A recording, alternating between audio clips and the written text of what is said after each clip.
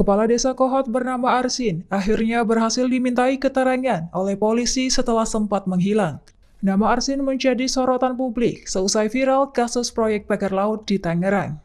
Ia disorot lantaran memiliki kendaraan mewah yang diduga terkait dengan kasus pagar laut tersebut. Setelah kasus ini mencuat, Arsin sempat sulit ditemukan hingga membuat banyak pihak bingung mencarinya. Kuasa hukumnya Yuniar bahkan mengaku tidak mengetahui keberadaan kliennya. Namun Direktur Tindak Pidana Umum Barreskrim Polri, Brigjen Juhandani Raharjo, menyatakan telah memeriksa Arsin sebagai saksi. Dari pemeriksaan ditemukan dugaan Arsin menggunakan surat palsu untuk permohonan hak tanah. Polisi juga menemukan peran pihak lain yang membantu dalam kasus tersebut. Hingga kini penyidik telah memeriksa 44 saksi untuk mengumpulkan alat bukti. Lebih lanjut, download Tribun X sekarang, menghadirkan lokal menjadi Indonesia.